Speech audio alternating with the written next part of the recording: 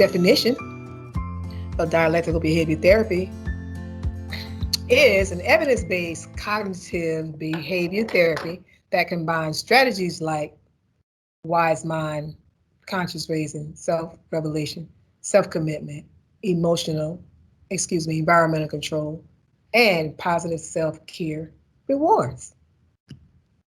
Wise mind. Let's talk about the wise mind. It is the balance between reasonable mind and emotional mind, meaning midway, halfway. Examples, knowing about what feels right in the body, in the heart, your gut feeling, in the middle of the chest rather than reacting or confronting something or someone in a negative way. Example, talk to your supervisor rather than walking off your job in anger because of a conflict with a coworker. Diffuse a situation at school by walking away from the pair rather than engaging in a fight. Okay? Give me an example of your wise mind, the rational part of your brain, not the irrational part of thinking. Give me an example. One example from each person that's viewing this PowerPoint. Okay?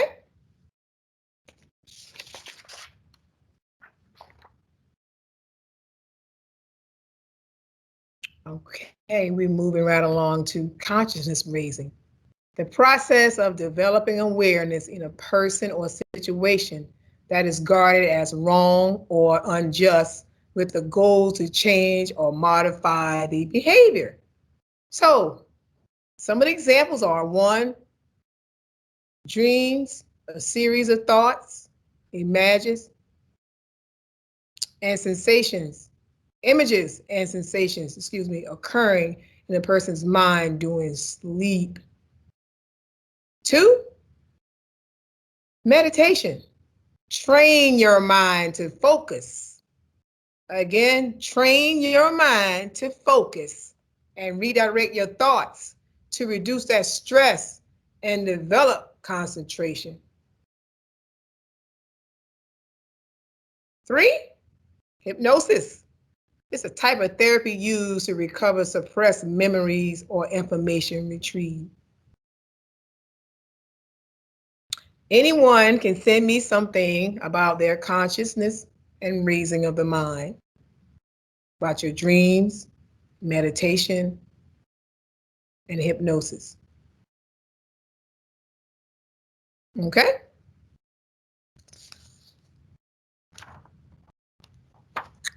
Moving right along to self-revelation.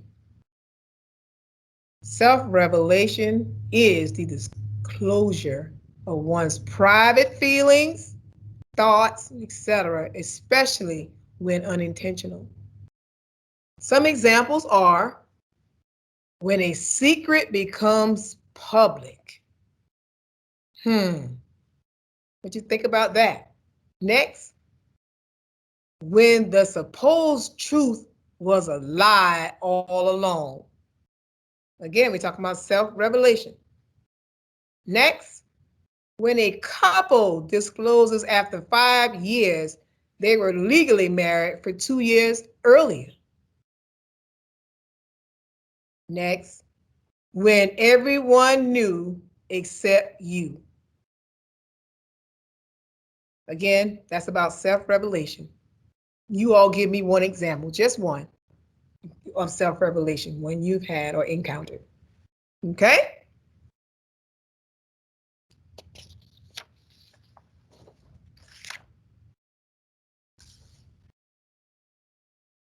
Next, self-commitment. Just what it says, self-commitment. It's a pledge, promise, or obligation on oneself. Some examples. 1, I have committed to pay all household bills by the middle of the month. That's in my mind. 2, I have committed to giving my students the best of my teaching ability or counseling ability. That's in my heart, self-commitment. I will be the best version of me on a daily basis. Be the best version of yourself every day. Okay? Give me one example of your self-commitment. What's your pledge? What is your promise? And what is your obligation? What will your obligation be to yourself? Okay?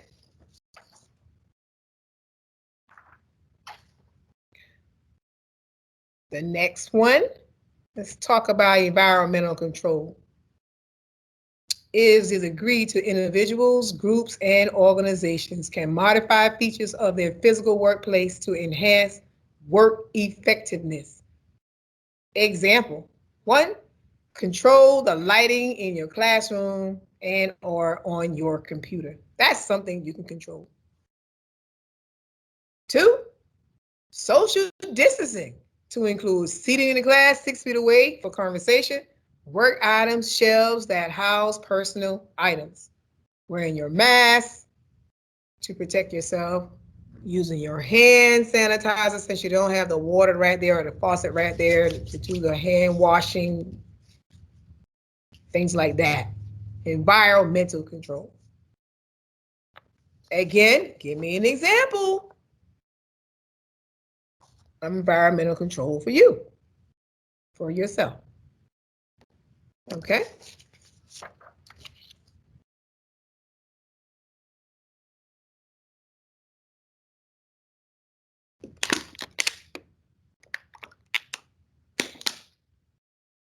Now, with all of that being said, our very last slide is on positive self-care and rewards. Is any activity that you would do deliberately. Again, is any activity that you would do deliberately in order to take care of our mental, please, let's take care of our mind. Let's take care of ourselves emotionally and our physical health. Okay? 1, reward yourself. Spa day or however you want to reward yourself, as long as you're good to yourself. 2, go to a concert online. Please go online. 3, put forth your best effort. Do your best. The best version of yourself, the best of you is all that anyone can ask for. That's all that anyone should expect, because no one is perfect, okay? Enjoy a good laugh rather than cry. Crying is good, but for the most part, enjoy a laugh, smile, be happy. Take frequent breaks. Take frequent breaks throughout the day, throughout your work period.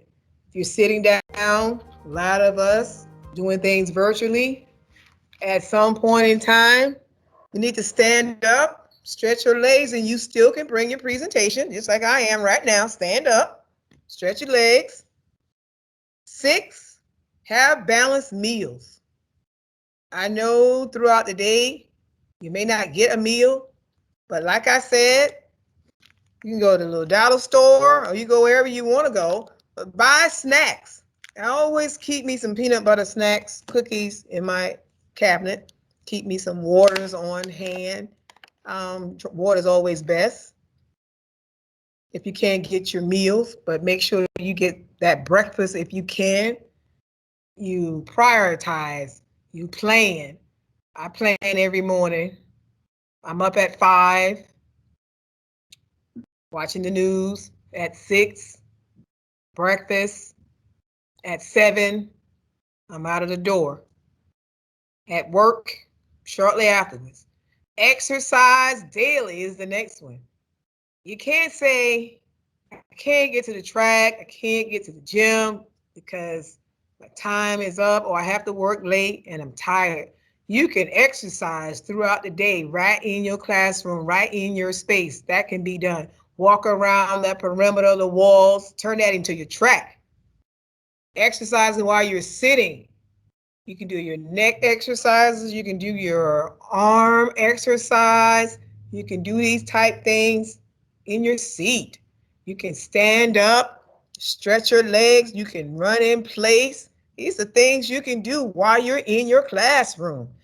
Adequate sleep, much as possible.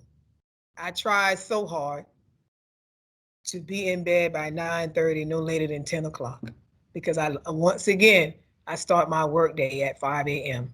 Alarm goes off, turning the news on to get started. Thank you so much for entertaining my presentation on positive coping strategies. Here are some additional resources. Remember sending your responses to my email to the questions that I asked in reference to the exercises, okay? And the very last thing I need you to do is evaluate the session using the QR code to answer a few questions about the session. Thank you so much for your feedback and have a great day in Orangeburg County Schools.